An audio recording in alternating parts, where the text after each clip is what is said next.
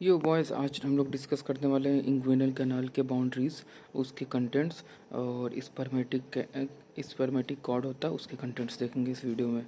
तो बात करते हैं कौन ना, तो फिर उसके अंदर हो गया तुम्हारा ट्रांसवर्स मस्कुलर लेयर हो गया, तीन है, तीनों transverse abdominis, internal oblique, external oblique.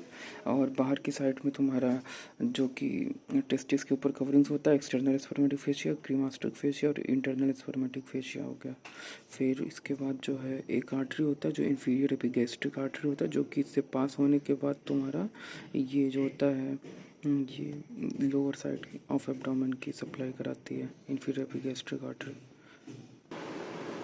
और थोड़ा सा स्पेशल इसके अंदर ये है कि यहाँ पे दो कंटेंट्स होता है। पहला होता है डीप इंग्विनल रिंग जो कि रहा ये, और दूसरा होता है सुपरफिशियल इंग्विनल रिंग जो कि सुपरफिशियल इंग्विनल रिंग होता है उसके बारे में यहाँ पे बताया गया है कि ये ट्रायंगुलर शेप का होता है, और ये ट्रायंगुलर शेप का होता है। और डीप इंग्विनल रिंग जो होता है ये ओवल शेप में होता है, अंदर के साइड होता है या बाहर की साइड होता है ना। तो अगर तुम्हारा हर्निया का केस है जिसमें अगर तुम्हारे इनडायरेक्ट हर्निया मिला तो कंटेंट जो रहेंगे पेरिटोनियम के कंटेंट रहेंगे डीप इंग्विनल रिंग से पास होकर सुपरफिशियल इंग्विनल रिंग तक आएंगे। और अगर ये डायरेक्ट हर्निया रहेगा तो कफ रिफ्लेक्स के टाइम पे यहीं से ही बाहर के साइड से पूरा का पूरा कंटेंट बाहर आएगा, मतलब डीप इंग्विनल रिंग को इन्वेजिनेट नहीं करेगा वो। फिर दूसरे पार्ट में आ जाते हैं जिसमें कि स्पर्मेटिक कॉर्ड के कंटेंट बताए हुए हैं।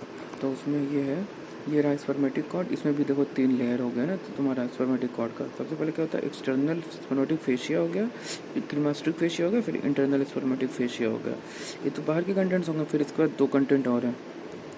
पहले तुम्हारा वास्ट डिफेंस है जिसको डक्टस डिफेंस भी बोलते हैं, तो वास्ट डिफेंस हो गया। और फिर इसके बाद pampiniform plexus and lymphatic supply surrounding the vas deferens. फिर इसके बाद एक ब्रांच है, एक नर्व है जिसका नाम है genital branch of genital femoral nerve, या फिर इसको बोलो GBGN, ये ज़्यादा सही बोलने में, GBGN हो गया।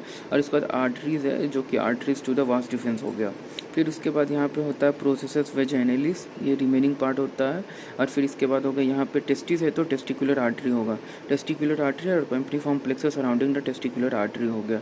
फिर बाहर की साइड क्या है, बाहर की साइड क्रीमास्टिक नर्व और वेसल्स होता है, और इंग्विनल नर्व होता है, एक बाहर की साइड होता है, यहाँ इलियो इंग्विनल नर्व होता है। बस इतने कंटेंट है। Thank you for seeing this video.